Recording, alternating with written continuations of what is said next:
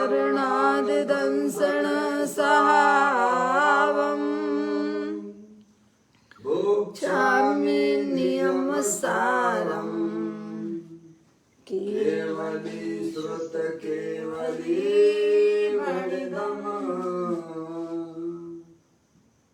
नमो करो अनंत उत्कृष्ट दर्शन ज्ञानमय जिन वीर को कहूँ नियम सारस्तु केवली श्रुत केवली पर कथित को।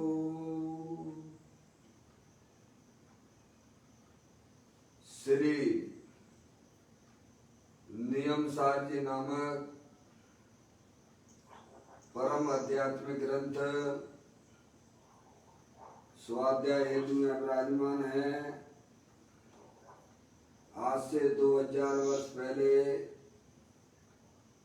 इस महान पवित्र ग्रंथ की रचना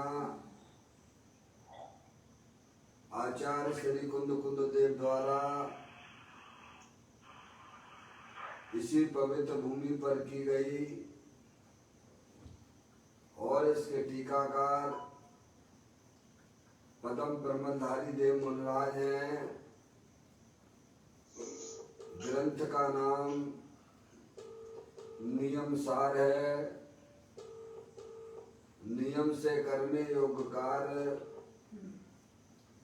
अपनी आत्मा में सम्यक दर्शन, सम्यक ज्ञान, सम्यक चारित्र रूपी निर्मल पर्याय, पवित्र पर्याय, पर को अपना जानने वाली, पर को अपना मानने वाली, पर के साथ संबंध रखने वाली ऐसी रूपी मलिन पर्याय, अपवित्र रूप पर्याय प्रकट है, जो स्वयं दुख स्वरूप है और अनंत दुख का कारण भी है। ऐसी मूराग देश रूपी मलिन पर्याय का अपनी आत्मा में से उस पर्याय का अभाव करना है और सम्यक दर्शन, ज्ञान, चारित्र वाली निर्मल पर्याय, पवित्र पर्याय, मोक्ष मार्ग रूपी पर्याय को प्रकट करना है। ऐसे कार्य की प्राप्ति जिनवाणी माता के द्वारा अपने आत्मा के स्वरूप को पहचानना,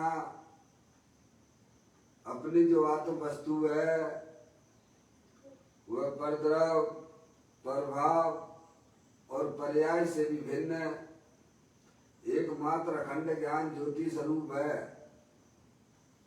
ऐसे गायक प्रभु परमात्मा का मां जनमाणी माता के द्वारा परिचय करके तत्पश्चात शरीर रागादि ये सब कर्मकृत वस्तुएं हैं, इनका हमारे आत्मा के साथ में किसी भी प्रकार का कोई संबंध नहीं है। इस प्रकार सम्यक वेदज्ञान पूर्वक शरीर रागादि की रुचि छोड़कर अंदर में जो अखंड ज्ञान ज्योति स्वरूप भगवान आत्मा है उसको ही अपनापन देना, उसको ही निज रूप से जानना और उसमें ही अपनी वर्तमान पर्याय को मग्न कराना, उसे ही अरिहंत परमात्मा ने धर्म कहा है। उसकी चर्चा आचार्य भगवंतों ने, मुनिराजों ने एक एक गाथा और उसकी टीका और कलशों के माध्यम से हमें अपने आत्मा के स्वरूप को यहाँ पर समझाया है। देखिएगा, ये परम आध्यात्मिक ग्रंथ है। ये कौन आ रहा है? परम आध्यात्मिक ग्रंथ है जिसका नाम श्री नियम सार जी है। इसके 7वें अधिकार की चर्चा हम और आप यहाँ पर स्वाध्याय हेतु कर रहे हैं, जिसका नाम है शुद्ध निश्चय प्रायश्चित अधिकार, जिसके अंतर्गत 116वें नंबर की गाथा स्वाध्याय हेतु चल रही है। उसका प्रारंभिक पाठ करते हुए आचार्य भगवंतों ने जो शुद्ध निश्चय प्रायश्चित का स्वरूप यहाँ समझाया है, उसको अपन यहाँ समझने का प्रयत्न करेंगे। गाथा का प्रारंभिक पाठ। उत्कृष्ट निज अवबोध अथवा ज्ञान अथवा चित जो, वह चित जो धारण करे वह संत ही प्रायश्चित है। उत्कृष्ट निज अवबोध अथवा ज्ञान अथवा चित्त जो। उत्कृष्ट निज, उत्कृष्ट यानी इस जगत में सर्वोत्कृष्ट हमारे और आपके लिए अगर कोई चीज है तो वह अपना शुद्धात्मा है। निज यानी अपनी शुद्धात्म वस्तु जो परद्रव, प्रभाव और पर्याय से भी भिन्न अखंड ज्ञान ज्योति स्वरूप ऐसी चैतन्य वस्तु ही इस जगत में सर्वोत्कृष्ट है। कहते हैं उत्कृष्ट निज अवबोध अथवा ज्ञान अथवा चित्त जो, वह चित्त जो धारण करे वह संत ही प्रायश्चित है। यानी अपने चैतन्य स्वरूपी भगवान आत्मा को जो पर्याय में स्वीकार करता है कि मैं शरीर नहीं हूँ, मैं मनुष्य नहीं हूँ, मैं स्त्री नहीं हूँ, मैं रागी द्वेषी नहीं हूँ, मैं तो एकमात्र अखंड ज्ञान ज्योति स्वरूप भगवान आत्मा हूँ, ऐसा जो पर्याय में स्वीकार करता है उसी को भगवान ने निशुद्ध निश्चय प्रायश्चित कहा है। क्या भाई साहब?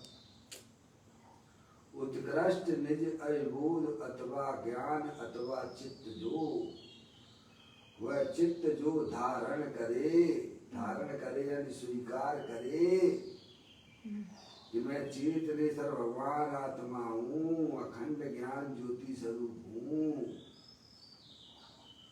ऐसा जो जीव अपनी पर्याय में स्वीकार करता है, अपने अस्तित्व को जो स्वीकार करता है, वही वास्तव में निश्चय प्रायश्चित कहलाता है। ये बात यहाँ आचार्य कुलदेव इस गाथा के माध्यम से जगत के समस्त जीवों को यही समझा रहे हैं। इसी के ऊपर परम प्रमदाई देव ने जो टीका की है वो अपने सबने पढ़ी है।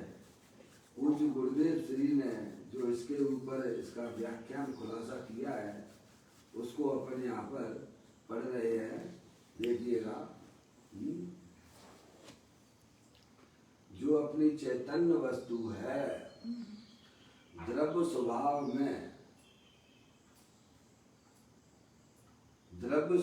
में तो पुण्य पाप रूप अपराध का तीनों का अभाव ही है। अपनी जो चैतन्य वस्तु है जिसमें पुण्य पाप यानी शुभाशुभ रूप परिणाम जो संसार अवस्था में देखे जाते हैं, पूर्ण वितराग स्वरूप अपना भगवान आत्मा है।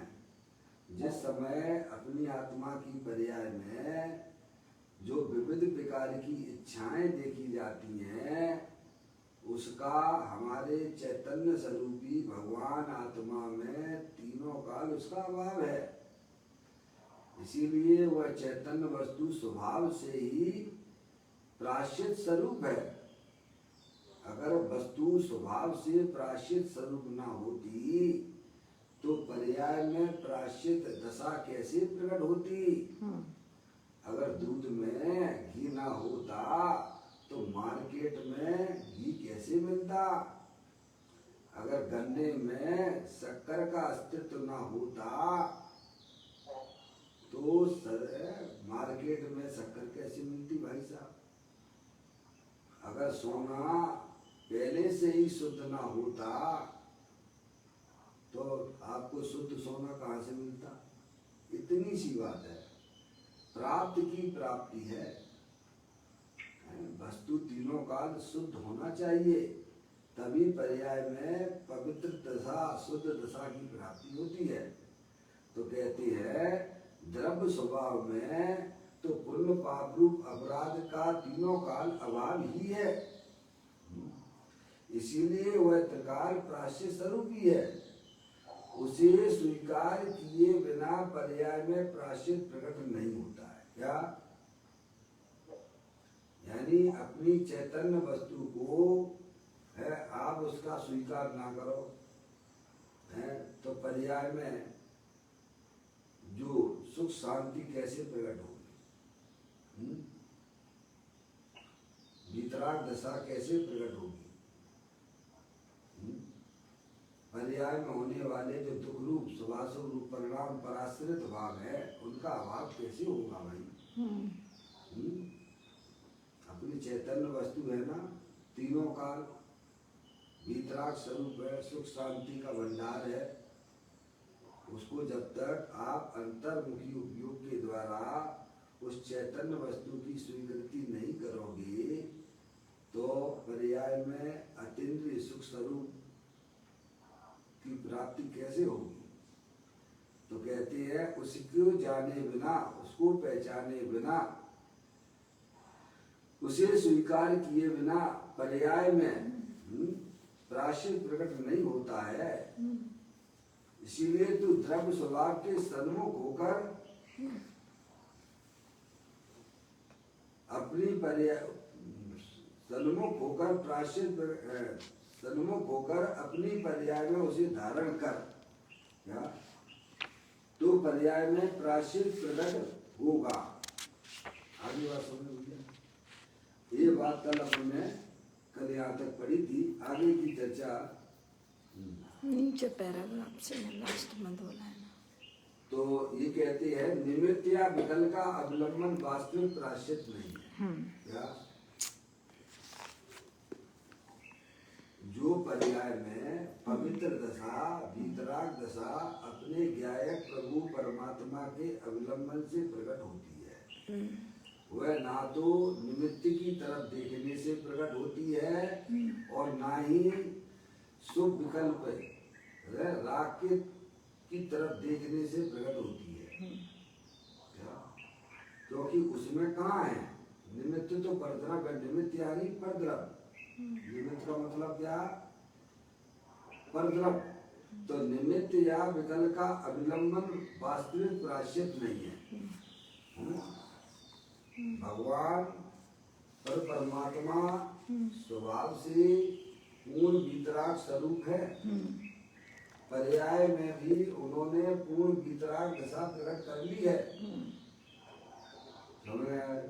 लेकिन उनकी तरफ देखने से भी अपनी आत्मा में पवित्र दशा की प्राप्ति नहीं होती है। ये बात यहाँ समझाई जा रही है। अन्य जब अरिहंत परमात्मा की तरफ देखने से भी पर्याय में अतीन्द्रिय आनंद की प्राप्ति नहीं होती है तो संसारी जीवों की तरफ जो हमारा निरंतर उनके बारे में हम सोचा करते हैं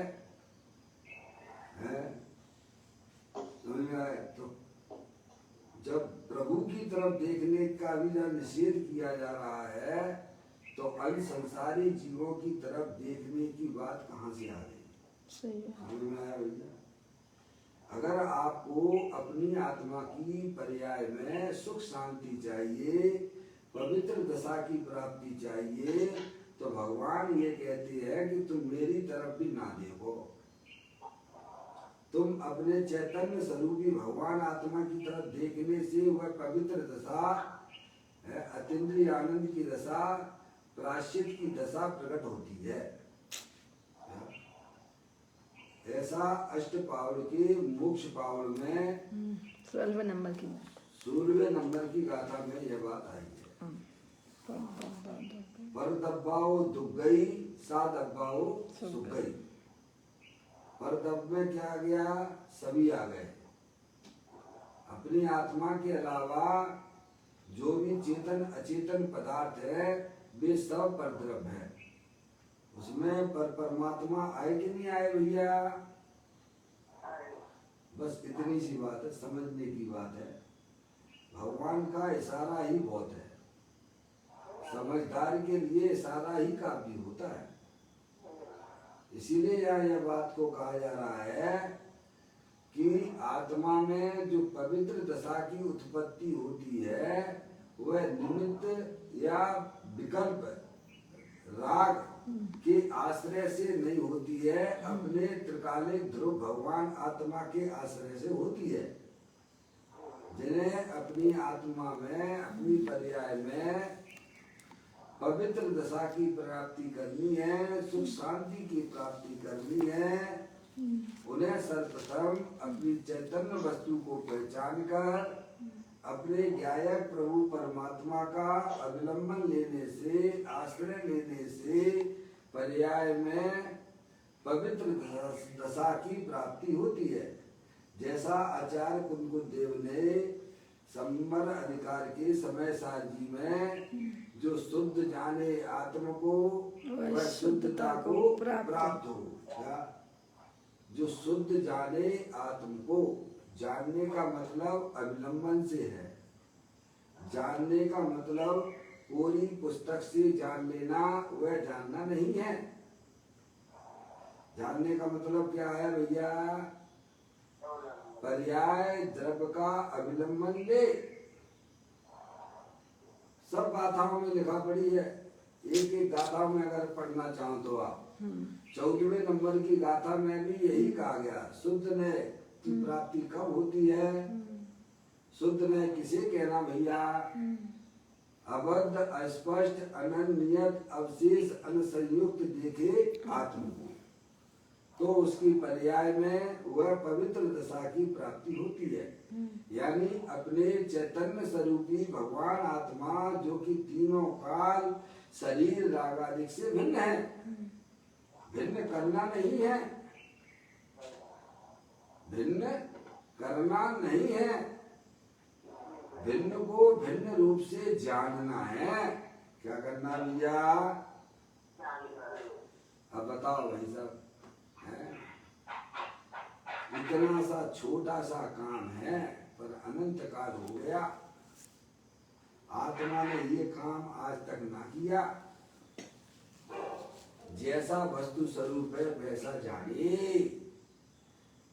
करने की तो बात ही नहीं है।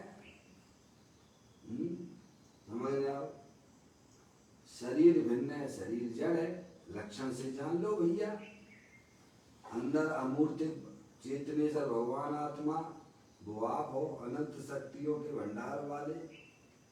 हर समय रागादिक परिणतियां पर्याय में होती हैं, उनकी स्वीकृति करो। पर वे रागादिक परिणतियां दुख रूप है, पराश्रित भाव है, पर की अवलंबन से होती हैं, नश्वर है, वे कोई अविनाशी नहीं है। समझ गए? उनका हर समय वे विलय को प्राप्त हो रही हैं। समझ गए आप? ऐसा आपको सच्चा ज्ञान करना है। और क्या है? आत्मा ज्ञानम स्वयं ज्ञानम ज्ञाना दंत करोति किम पर भावस्य कर्तात्मा मोहम व्यवहारणम। आपको आपका आत्मा का आनंद मिल जाएगा। निज को निज पर जान, फिर दुख का नहीं लेस निशान। क्या भाई साहब? पापा क्या करना है? जैसा वस्तु स्वरूप है वैसा जानिए। किसी को किसी में मिलावट ना कीजिए। मिलावट करने वाले जीव है भाई साहब, सरकार भी उन्हें जेल में भेजती है। और ये तो अरिहंत परमात्मा का दरबार है ये। वे बता रहे हैं कि जो अपनी पर्याय में मिलावट करते हैं वे जीव वर्तमान में दुखी भी होते हैं और 4 गति 84 लाख योनियों में जन्म मरण करते हैं। मिलावट का धंधा बंद कर दीजिए।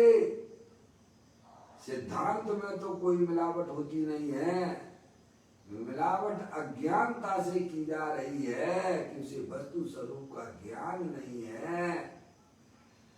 सबसे बड़ा अगर कुछ है का ऐसा में अज्ञानता सबसे बड़ा आपका दुश्मन है। क्या भाई साहब? ज्ञान ही सर्वोत्कृष्ट है, आत्मज्ञान ही ज्ञान है, शेष सभी अज्ञान। आत्मज्ञान ही ज्ञान है, शेष सभी अज्ञान। विश्व शांति का मूल है वीतराग विज्ञान।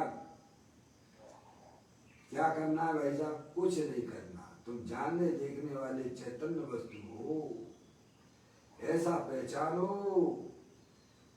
कि मैं कभी शरीर रूप नहीं होता हूँ, मैं कभी रागादिक रूप परिणमित नहीं होता हूँ। मैं तो एकमात्र अखंड ज्ञान ज्योति स्वरूप शाश्वत चेतने सर्वस्तु हूँ। ऐसी पर्याय स्वीकार करे उसको भगवान कहते हैं। उसकी पर्याय में रत्नात्रय रूपी धर्म की प्राप्ति होती है और वह रत्नात्रय रूपी पर्याय पर द्रव्य के अवलंबन से नहीं होती है, राग के आश्रय से नहीं होती है। यह बात हमें यहाँ समझाने का प्रयत्न किया जा रहा है भाई। समझ में आएगी भैया? देखो आप बहुत ही सुंदर बात यहाँ कहते हैं। निमित्त या विकल्प का अवलंबन आलम्बन वास्तविक प्रायश्चित नहीं है। प्रभु के प्रति जो भक्ति पूजा आदि का जो परिणाम होता है वह शुभ भाव है, वह पराश्रित भाव है, वह वास्तव में निश्चय प्रायश्चित नहीं है। निश्चय प्रायश्चित तो अपने गायक प्रभु परमात्मा के अवलंबन से होता है, आश्रय से होता है। अवलंबन कब लेता है जीव? जब वस्तु स्वरूप का सच्चा ज्ञान होता है तब अवलंबन पर्याय करती है। पर का अवलंबन संसार है और अपने स्वयं द्रव्य का अवलंबन मोक्ष मार्ग है। कहते निमित्त या विकल्प का आलम्बन वास्तविक प्रायश्चित नहीं है। त्रिकाल प्रायश्चित स्वरूप परम धर्मी को अपने आत्मा के अवलंबन से ही, ये शब्द दिया ही दृढ़ता का वाचक है भाई साहब। समझ में या वस्तु तो त्रिकाल प्रायश्चित स्वरूप है। प्रायश्चित स्वरूप का मतलब क्या? जिसमें पुण्य पाप के परिणामों का प्रवेश नहीं होता है। वस्तु तीनों काल वीतराग आनंद स्वरूप है। घटघट अंतर जिन बसे घटघट अंतर चैन, मति मदरा के पान से मतवाला समझे नहीं। मोह रूपी मदरा पी रखी है। कौन सी मोह रूपी मदरा पी रखी है भाई साहब? अज्ञानता की। कौन सी मदरा पी रखी है भाई साहब? अज्ञानता। हो तो तुम चेतने से भगवान आत्मा और देखते हो अपने आप को शरीर रूप से, यही तो अज्ञानता है। जो है उसे स्वीकार नहीं करते हो, जो तुम हो नहीं उसे अपना मानते हो। जब ये शरीर अपना है तो स्त्री पुत्र कौन के हैं मुकेश भैया? हैं?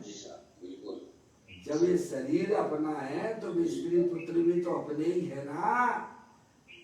ये दुकान मकान रुपया पैसा भी तो अपना ही है ना भाई। यही तो अज्ञानता है ना। आचार्य कुंदकुंद देव 38वें नंबर की गाथा में समय सार जी में कहते हैं, मैं एक शुद्ध सदा रूपी ज्ञान द्रव्य यथार्थ से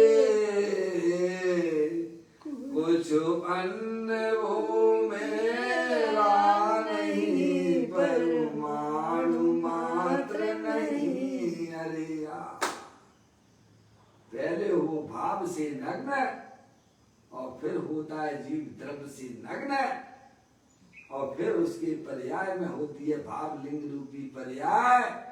3 चौकड़ी कसाई के अभाव पूर्वक वीतरागानंद सा की प्राप्ति होती है मुल्लाजों को। उसी को ज्ञानियों ने भाव लिंग कहा है। अपनी चैतन्य वस्तु तीनों काल पर द्रव्य पर भाव और पर्याय से विभिन्न एकमात्र अखंड ज्ञान ज्योति स्वरूप है भाई साहब। ऐसा जो पर्याय में स्वीकार करता है, उसकी पर्याय में जो द्रव्य के अंदर शक्तियां विद्यमान थी, उनकी पर्याय में व्यक्तता हो जाती है, उसे ही भगवान प्रायश्चित कहते हैं। ये बात यहाँ समझ गाथा में ये बात बता रहे कि वस्तु तो तीनों काल प्रायश्चित स्वरूप है। शक्कर को मीठा नहीं बनाना है भैया, वो तो स्वभाव से ही मीठी है। शक्कर तो मीठी है, और शक्कर जिस बर्तन में रखी हुई है उस बर्तन से भिन्न है कि अभिन्न है? भिन्न। बस भिन्न है भाई। शक्कर के ऊपर जो गंदगी आ गई है, जो स्थूल ज्ञान से हमें दिखती नहीं है भाई साहब, उस गंदगी से हुए शक्कर भिन्न है। ऐसे ही भगवान अत्यंत परमात्मा लोकालोक को जानने वाले, जिनके ज्ञान में एक भी पदार्थ ऐसा अनजाना नहीं रहता है, सकल द्रव्य के गुण अनंत पर जाए अनंता, जाने एक ही काल, जाने एक ही काल प्रकट केवली भगवंता। वे कहते हैं कि 1 इंद्री 2 इंद्री 3 इंद्री 4 इंद्री 5 इंद्री संगी असंगी 4 गति 84 लाख वाले जो शरीर है, जिसमें जीव देखा जा रहा है, वह जीव वस्तु उस शरीर रूपी डिब्बे बर्तन से भिन्न है। और उसकी पर्याय में जो रागादेव दुख रूप परिणतियां देखी जाती हैं, वह भी आत्मा का स्वरूप नहीं है, वह तो गंदगी है, और गंदगी से भी यह चैतन्य वस्तु भिन्न है। ऐसा सच्चा ज्ञान जिस जीव की पर्याय में हो जाता है, उसकी पर्याय में बल्ले बल्ले हो जाती है भाई। भगवान अपन को यही समझाने का प्रयत्न करते हैं, बैर मुक्ता छोड़ो, अंतर्मुखी उपयोग के द्वारा अपने चैतन्य स्वरूपी भगवान आत्मा का रसास्वादन करो।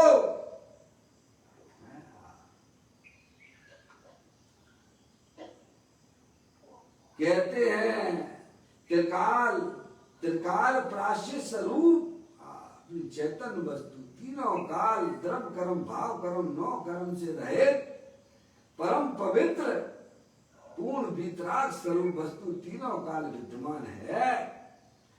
त्रिकाल प्राश्चित स्वरूप परम धर्मी को अपने आत्मा के अवलंबन से ही निश्चय प्राश्चित प्रकट होता है। समझ में आया भाई साहब? वो है ना अपने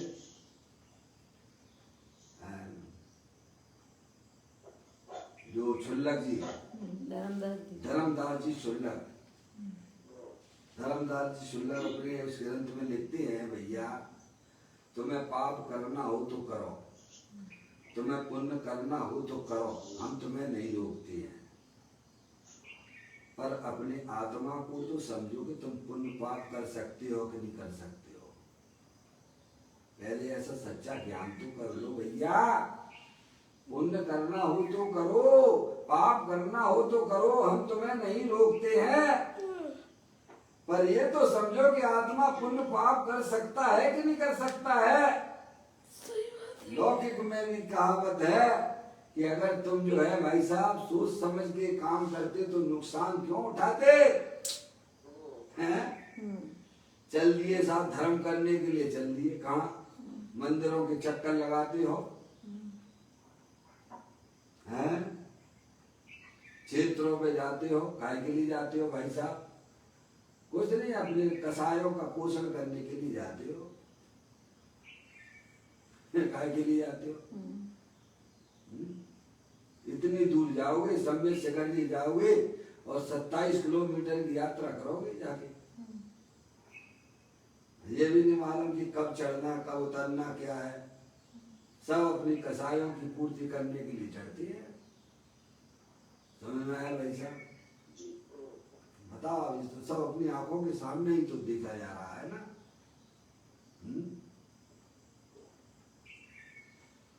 ना ये मालूम है जो डोली में चढ़ते हैं कैसे लोग हैं वे, बताओ, शराबी कबाबी है, बेटा तो ना घेर के निकलते होंगे तुम्हारे लिए,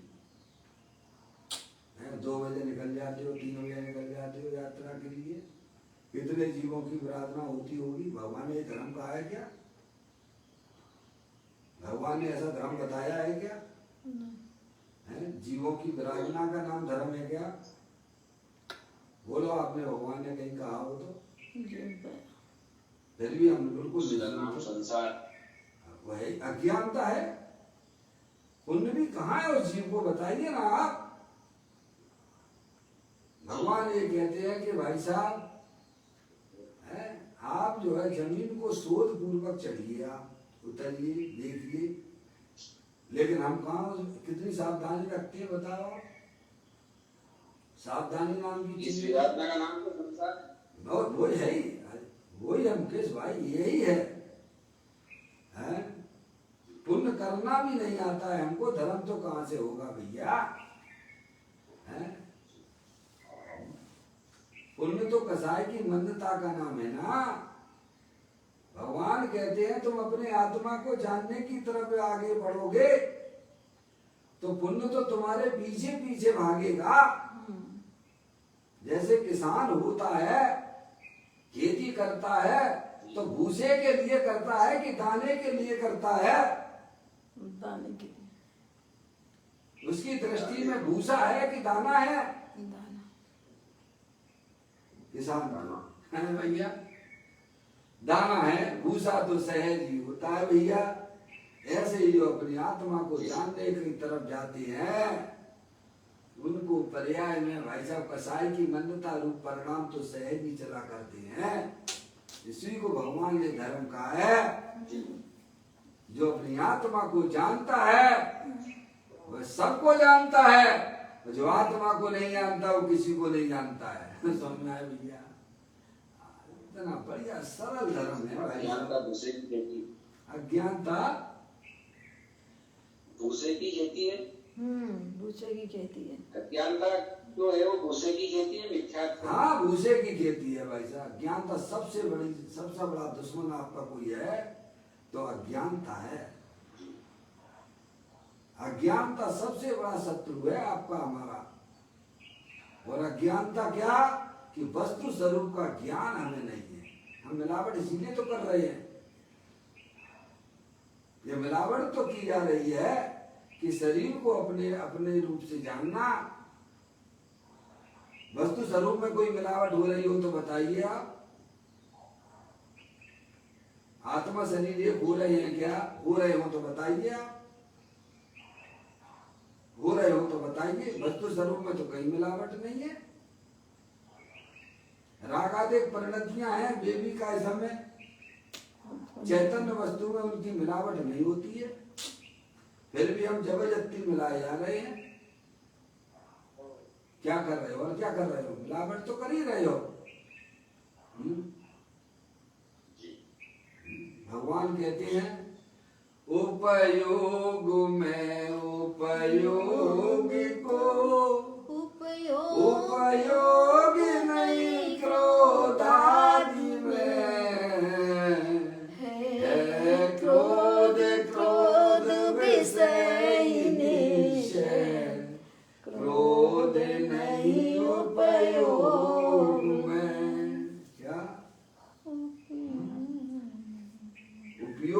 उपयोग में है, उपयोग स्वरूपी भगवान आत्मा, जानने देखने वाली चैतन्य वस्तु, वह जानने रूप ही रहती है, वह कभी भी विकार रूप नहीं होती है। ऐसा अभिपीड़ित ज्ञान जब ही प्रकटता है जीव को, तब अन्य नहीं कुछ भाव है, उपयोग शुद्धात्मा करेगा। जानने वाली चैतन्य वस्तु तीनों काल भिन्न है, वह शरीर रूप नहीं होती है, विकार रूप नहीं होती है। ऐसा सच्चा ज्ञान जिस जीव को होता है, तब उसकी पर्याय पर द्रव्य पर भाव का अवलंबन छोड़ती हुई अपने चैतन्य भगवान आत्मा जो शुद्धात्म रूप से विद्यमान है, उसका अवलंबन लेता है, तब पर्याय में शुद्ध प्रायश्चित प्रकट होता है। उसे भगवान ने प्रायश्चित कहा वैसा है। जिन्हें अपनी वर्तमान पर्याय में होने वाले दुखों का अभाव करना है, जिन्हें इस संसार सागर में रगड़ पट्टी नहीं करनी है, जन्म मरण धारण नहीं करना है, उन सब जीवों को सबसे पहले अपने आत्मा के स्वरूप को जानना चाहिए। क्या भाई साहब? अपनी चैतन्य वस्तु तीनों काल त्रिकाल प्रायश्चित स्वरूप है। तो कहते हैं परम धर्मी को अपने आत्मा के अवलंबन से ही निश्चय प्रायश्चित प्रकट होता है। परम धर्मी को है को अपने आत्मा के अवलंबन से। परम धर्मी हमारे मुनिराज हैं। कौन है? चूंकि मुनिराज की मुख्यता से है ना ये अधिकार, इसीलिए उनकी बात करते हैं। वैसे तो प्रकटता चौथे गुणस्थान से हो जाती है। क्या? स्वभाव का अवलंबन की दशा चौथे गुणस्थान से हो जाती है। मुनिराज छठवें सातवें गुणस्थान में ढूंढने वाले हैं। उनकी दशा ऊपर और ऊपर की लेवल वाली है। इसीलिए कहते हैं परम धर्मी को अपने आत्मा के अवलंबन से ही निश्चय प्रायश्चित प्रकट होता है और वही मुक्ति का कारण है। क्या भाई साहब?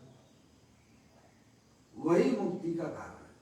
अगर आपको कर्मों के बंधनों से छूटना है, रागादिक परिणतियों से विदा प्राप्त करना है, तो भगवान कहते हैं अपना चैतन्य सर्वस्तु जो तीनों काल मुक्त स्वरूप है,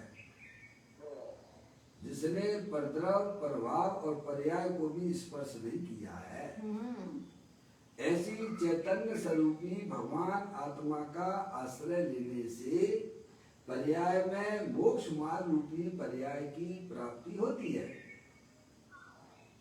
और वही हमारे मोक्ष का कारण है। समझ में आया? और वही मुक्ति का कारण है। इसीलिए जो नित्य स्वभाव को नित्य धारण करते हैं, क्या? जो नित्य स्वभाव को, नित्य स्वभाव बताओ, जानने देखने वाले आप कब नहीं रहते बताओ? सदैव रहते। जानने देखने से कभी रहित होता ही नहीं आप। जानने देखने वाले कब नहीं रहते हो? सदैव रहते हैं, सदैव। ऐसी कौन सा समय ऐसा है जिस समय आप जानने देखने वाले नहीं रहते हो? हैं? तो ऐसा स्वीकार करो ना, मैं आत्मा हूँ, मैं शरीर नहीं हूँ। शरीर तो क्षण मंगल तत्व है। अरे उसकी तरफ क्या देखते हो? वो तो अनंत पुद्गल परमाणुओं का पिंड है। अंदर देखो चेतने सर्वस्तु जिसका कभी अभाव नहीं होता है। ऐसी चैतन्य वस्तु अविनाशी रूप से विद्यमान है। तो कहते नित्य स्वभाव को नित्य धारण करती है। ज्ञानी क्या करते हैं? अपने उपयोग को अपने नित्य स्वभाव तीनों काल विद्यमान वस्तु में लगाती है। अज्ञानी जी अपनी वर्तमान शुद्ध ज्ञान की पर्याय को है भाई साहब कहाँ लगाता है? अज्ञानी अपनी वर्तमान शुद्ध ज्ञान की पर्याय को कहाँ लगा रहा है? किनके बारे में सोचता रहता है? किसका अवलंबन लेती है पर्याय? वो है पंच इंद्री के विषयों का अवलंबन, परद्रव्यों का अवलंबन। समझ में आया भैया? वह तो संसार मार्ग है। यानी अपने वर्तमान उपयोग का सदुपयोग करना सीखो। वर्तमान उपयोग का सदुपयोग तो भाई साहब अपने चैतन्य स्वरूपी भगवान आत्मा का आश्रय लेना है भाई साहब। उससे क्या हो जाएगा? अरे क्या नहीं होगा? तेरी पर्याय में भगवान दशा प्रकट हो जाएगी भाई। क्या क्या नहीं होगा? पर्याय में होने वाले दुख भी तत्काल विलय को प्राप्त हो जाते हैं और अल्प काल में पर्याय में अनंत दर्शन, अनंत ज्ञान, अनंत सुख, अनंत वीर की पर्याय प्रकट हो जाती है भाई। पूछता क्या हो जाएगा भाई साहब? है कहते हैं नित्य स्वभाव को, नित्य स्वभाव को नित्य धारण करते हैं। क्या? नित्य स्वभाव को नित्य धारण करते हैं, हमेशा धारण करते हैं। मुनराज ये करते हैं क्या? चैतन्य गुफा में मुनिवर बसते, अनंत गुणों में केली करते। क्या करते हैं मुनराज? अनंत गुणों में 24 घंटा अपने बस समझे चैतन्य गुफा में गुप्त अपनी पर्याय में अपने त्रिकालिक ध्रुव को बसाए हुए है वे। उसका रसा स्वादन करते हैं वे।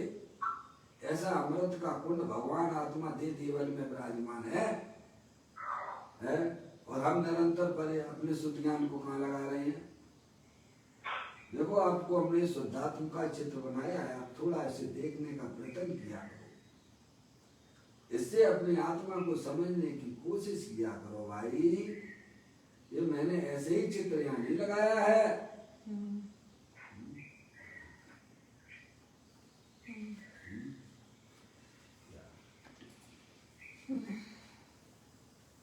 समझ में? ये जो चित्र जो लगाया है, ये चित्र जो लगाया भैया केवल दिखाने के लिए नहीं है, इसमें अपना फोटो देखने के लिए है। अगर तुम्हें समझ में नहीं आ रही है, ऐसी आत्मा को नहीं देख पाते हो, तो ऐसे पहचानो ना। ये शरीर जो है ना, ऑरेंज कलर का शरीर है ना, ये ऑरेंज कलर जो दिखाया गया है वो बाहर से 9 कर्म रूपी शरीर है, इसे शरीर कहते हैं। और इसके अंदर जो ब्लैक कलर का जो चित्र दिखाया गया, चित्र के अंदर वह 8 कर्म है जो हमारे अनादि काल से हमारे आत्मा के साथ में उनका संबंध है, अनादि काल से है। और इसमें जो ब्लू कलर दिखाया गया है चित्र में, वह आपके परिणाम जो विकारी रूप परिणाम है, जो मोराग देश के परिणाम है, वो विकारी परिणाम है। और अंदर जो व्हाइट कलर का जो दिखाया गया है, जो शुद्धात्म वस्तु है, वो मैं हूं। और जो ये किरणें जो दिखाई गई हैं ये चित्र में, वे हमारी वर्तमान का शुद्ध ज्ञान की रूपी पर्याय है भैया। अनादि काल से शुद्ध ज्ञान रूपी पर्याय परद्रव्य का अवलंबन आश्रय लिए हुए है।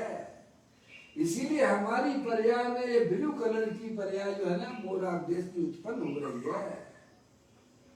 और जब यह पर्याय शुद्ध ज्ञान की पर्याय समझदार हो जाती है, माँ जनवाणी माता के द्वारा अपने चैतन्य स्वरूपी भगवान आत्मा को समझती है, तब उस पर्याय की दशा शुद्धात्मा की तरफ होती है।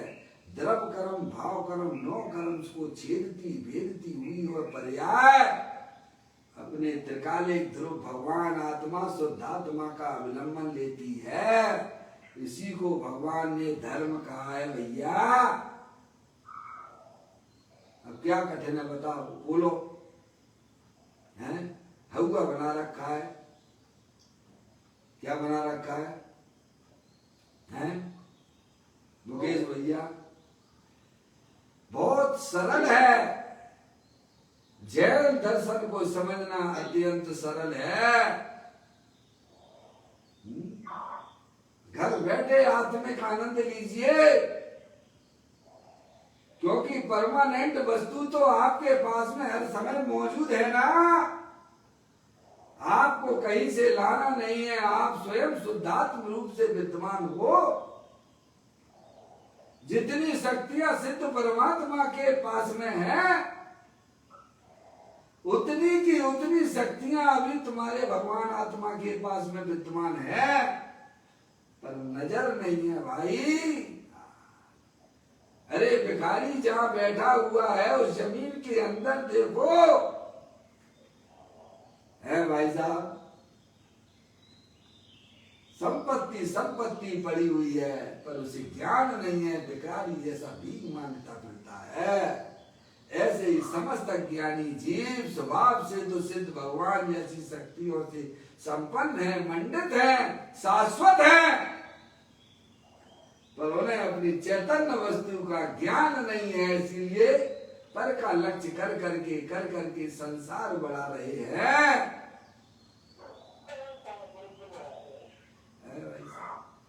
थोड़ा सा पुरुषार्थ कर लो, सच्चा ज्ञान कर लो, पर्याय में सुखी हो जाओगे भाई। ये बार बार जन्म मरण के सिलसिले से विदा हो जाएगी, फिर तुम संसार में कभी नहीं आओगे। अरिहंत परमात्मा कहते हैं कि जो तेरी चैतन्य वस्तु है, नित्य स्वभाव को जो धारण करता है, स्वीकार करता है, उसकी पर्याय में शुद्ध प्रायश्चित की प्राप्ति होती है। अनंत काल हो गया, एक सेकंड के असंख्यात में भाग में इसने अपने अस्तित्व को कभी स्वीकार नहीं किया है। अगर स्वीकार कर लेता तो इस पंचम काल में पैदा ना होता।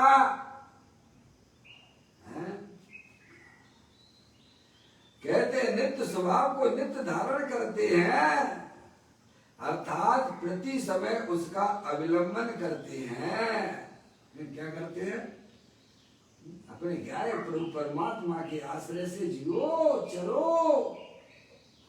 पूज्य गुरुदेव श्री दृढ़ दृष्टि जिनेश्वर के 604वें नंबर के बोल में कहते हैं, तूने अनादि काल से आत्मा के बिना गाड़ी चलाई है, अब राग के बिना गाड़ी चलाना सीख। कौन सी गाड़ी मुकेश भैया? जी सर, राग के लिए। ये कौन सी गाड़ी है? ये अपने चेतन भगवान आत्मा की रूपी गाड़ी है। उसके आश्रय से जिंदगी जियो, पर का अवलंबन छोड़ो। पर के अवलंबन से तो पर्याय में दुख होता है, स्व के अवलंबन से मोक्ष मार्ग प्रारंभ हो जाता है। और अल्प काल में पर्याय में अनंत दर्शन, अनंत सुख, अनंत वीर की पर्याय प्रकट होती है। भगवान रूपी पर्याय की प्राप्ति हो जाती है। बोलो भाई साहब, क्या कठिन है? पंडित जयचंद जी साहब यही तो कहते हैं 12 भावना में, बोधि आपका भाव है निश्चय दुर्लभ नाई। क्या बोधि आपका भाव है, निश्चय दुर्लभ नाई। भव में प्राप्ति कठिन है, यह व्यवहार कहाई। बोधि यानी क्या? रत्नात्रय। बोध का या बोध शब्द लिया ज्ञान, बोध शब्द का अर्थ होता है ज्ञान, और बोधि कर दो तो हो जाता है रत्नात्रय। सम्यक दर्शन, सम्यक ज्ञान, सम्यक चारित्र रूपी निर्मल पर्याय मोक्ष मार्ग की प्राप्ति होती है। बोधि आपका भाव है। अपना स्वभाव तीनों काल रत्नात्रय स्वरूप है। बोधि आपका भाव है निश्चय दुर्लभ नाई, भव में प्राप्ति कठिन है व्यवहार कहाई। भाई साहब व्यवहार में कहते हैं कि भाई साहब बहुत कठिन है, बहुत कठिन है। अरे तेरे लिए कठिन होगा, भव्य जीवों के लिए वह तो चीज सरल है। अब तुम अभ्यास ही नहीं करोगे। मुकेश भैया आप रोटी बनाइए, आपकी रोटी गोल गोल ना बनेगी, एक जैसी नहीं बनेगी। पर माता बहन कैसे बना लेती है, गोल गोल पतली पतली, बात करते करते बना लेती है। बोलो अभ्यास। आप सोचिए, आप अभ्यास से होती है ना। आपको पहले 4 व्हीलर चलाना नहीं आता था, अब आप बड़ी आराम से चलाते हो। पहले हुआ लगता था, अभी आप बात करते करते गाड़ी चलाते रहते हो 4 व्हीलर। आपसे कहो कि भाई साहब एरोप्लेन चला लीजिए, अरे भाई साहब ये तो छोड़ दीजिए, मैं नहीं चला पाऊंगा हवाई जहाज। अरे तू स्टेयरिंग तो पकड़, पहले से ही डरने लग गया। ऐसे लोग भी देखे होंगे मुकेश भैया, हैं जी। हवाई जहाज चलाते हैं, उसमें आसमान में खेल करते हैं, खेल करते हैं, नहीं करते बताओ। अरे ये सब चीजें अभ्यास के द्वारा प्राप्त हो जाती हैं। भगवान कहते हैं कि तेरी आत्मा का आश्रय लेना अत्यंत सरल है।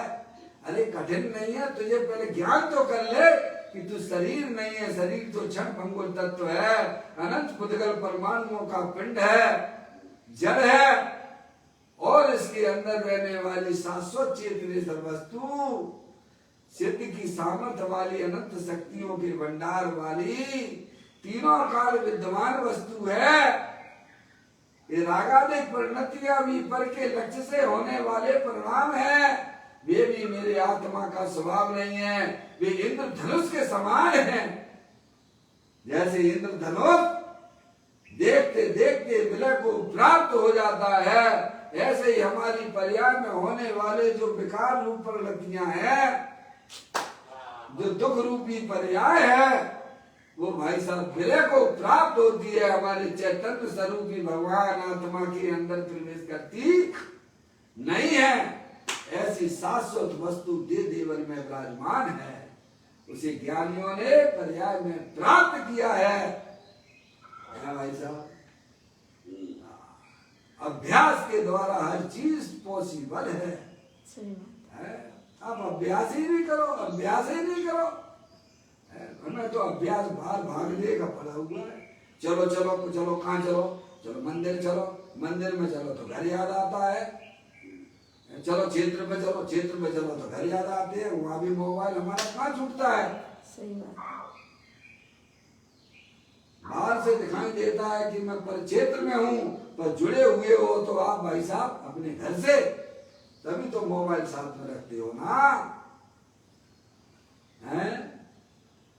भगवान कहते संयोग क्या छोड़ता है, मोह को छोड़ना है। द्रव्य की गाड़ी तो बिना राग की है भाई। हाँ बिना राग की है। इसी चैतन्य गाड़ी में बैठो भाई, शाश्वत है। राग की गाड़ी में गुरुदेव श्री कहते हैं अनादि काल से तूने आत्मा के बिना गाड़ी चलाई है, शरीर और राग के। अब राग के बिना गाड़ी चलाना सीखना पड़ेगा भाई साहब, सीखना पड़ेगा। है एक बार ही तो सीखना है, फिर तो छुट्टी होगी, फिर तो आप गाड़ी ऐसी चलाओगे भाई साहब।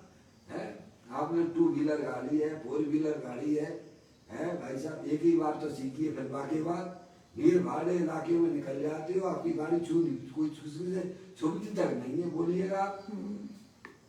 तो ये सब अभ्यास से ही तो होता है ना। सही बात है। हमने कभी भी वस्तु स्वरूप को जाना नहीं, अपने आत्मा को अभ्यास नहीं किया। ज्ञान अभ्यास करे मन माई, ताके मोह महात्म नाही। है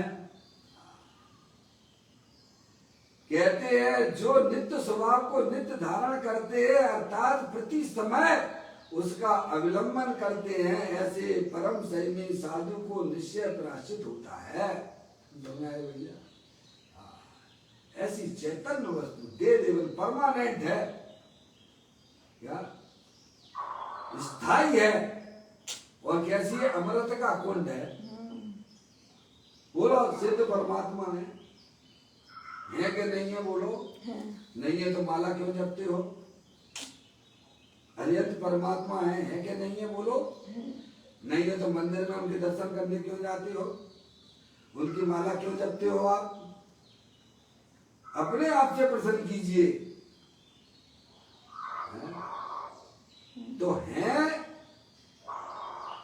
तो वो क्या कर रहे हैं? वो दूसरा प्रश्न है तो भगवान क्या कर रहे हैं? किसका आश्रय लिए हुए हैं? अपनी चैतन्य वस्तु का आश्रय लिए हुए हैं, जो स्थायी वस्तु है, जो ना कहीं आती है ना कहीं जाती है। कैसी चैतन्य वस्तु है? निहाल भाई सोगानी जी का नाम आपने सुना ही होगा। निहाल भाई सोगानी जी ने कहा कि भाई साहब गुरुदेव श्री का प्रवचन श्रृंखला चल रही है, प्रवचन की, आप पधारिए यहाँ पर। साधारण भाइयों ने कहा बहुत बढ़िया गोष्ठी चल रही है। तो निहाल भाई सोगानी बोलते हैं निश्चय निहाल भाई ना कहीं आते हैं ना जाते हैं। निश्चय निहाल भाई ना कहीं आते हैं ना कहीं जाते हैं, और जिस आने जाने की बात आप करते हो हैं क्या? हाँ, वो खुद में क्रियाशील रहते हैं, जो अक्रिय है खुद में क्रियाशील है। ऐसी बात है भाई साहब,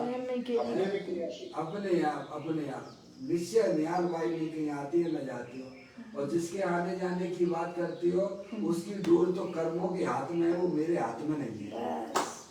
क्या भाई साहब? जिसके आने जाने की बात आप करते हो उसकी डोर हमारे हाथ में नहीं है, उसकी डोर तो कर्मों के हाथों में है। निश्चय निहाल भाई ना कहीं आती है न जाती है। ऐसे ही अपना चेत निसर भगवान आत्मा अनंत शक्तियों के भंडार वाला है, असंख्यात प्रदेशी है, अरूपी है, ज्ञानादि अनंत शक्तियों के भंडार वाला है, ना कहीं आता है ना कहीं जाता है। ऐसे ज्ञायक प्रभु परमात्मा की जो दृष्टि करता है, जो पर्याय उसका अवलंबन लेती है, आश्रय लेती है, उसकी पर्याय में जो द्रव्य के अंदर जो अनंत शक्तियां द्रव्य में भरी हुई थी, उनकी पर्याय में व्यक्तता हो जाती है। उसी को भगवान ने प्रायश्चित कहा है। द्रव्य स्वभाव तो तीनों काल विद्यमान वस्तु है, तो नित्य स्वभाव को नित्य धारण करते हैं, अर्थात प्रति समय उसका अवलंबन करते हैं। क्या भाई साहब, अपन कितने समय करते हो? अरे अवलंबन तो जब करोगे जब ज्ञान होगा। सही बात है। अपने आप को आत्मा रूप से स्वीकार करोगे तब अवलंबन की प्रक्रिया प्रारंभ होती है भैया।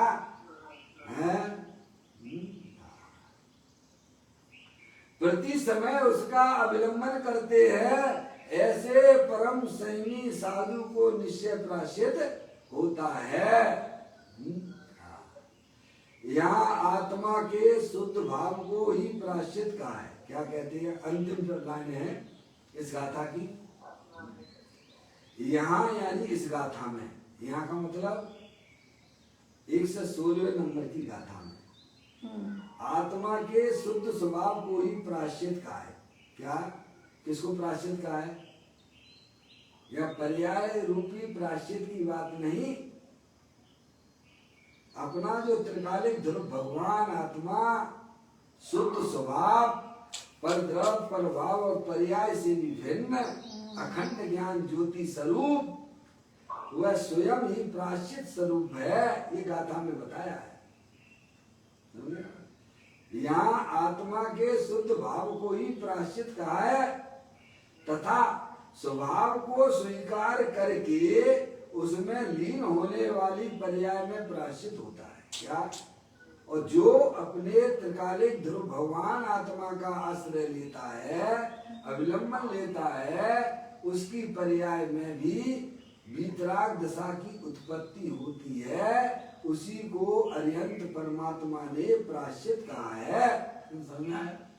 अब ये सतुवर कहे सहज का धंधा वाद विवाद करे सुगंधा भैया सही बात है। ऐसी सुंदर बात है हमारे ग्रंथ के अंदर विद्यमान है, जिन्हें हमें बारंबार चिंतन का विषय बनाना चाहिए, जानना चाहिए। देखिएगा अब इसके बाद अब 116वीं गाथा की टीका पूर्ण करते हुए टीकाकार मुनिराज श्लोक यहाँ पर 183वें नंबर का श्लोक जो है वह प्रारंभ होगा। कल अपन इसे चालू कर पाएंगे, आज इसका पाठ कर लेते हैं। शुद्धात्मा के ज्ञान की संभावना जिस संत में आत्मरत उस संत को तो निश्चित है। धो दिए सब पाप और निज में रमे जो संत नित मैं नमू उनको उन गुणों को प्राप्त करने के लिए। बड़ा ही सुंदर कलश है। हमारा आपका सबका क्या कर्तव्य बनता है, यह बात यहाँ पर इस कलश के अंदर बताई जाएगी। कल अपन इसका स्वाध्याय करेंगे। अभी अपना समय यहाँ पर हो गया है।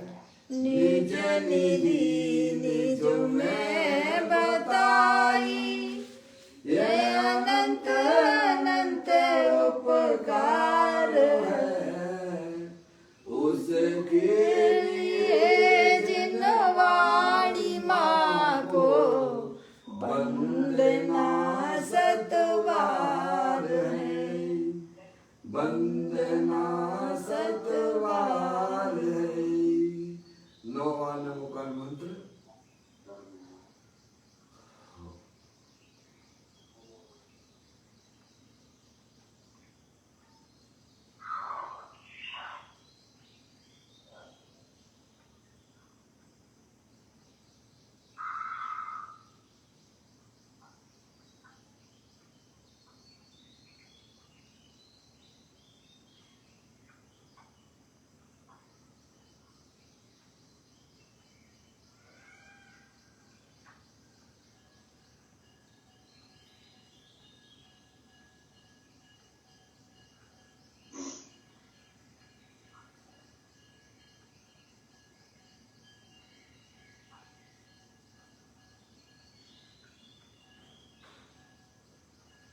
गुरुद्वार सांग जन्माने माता की जय। महा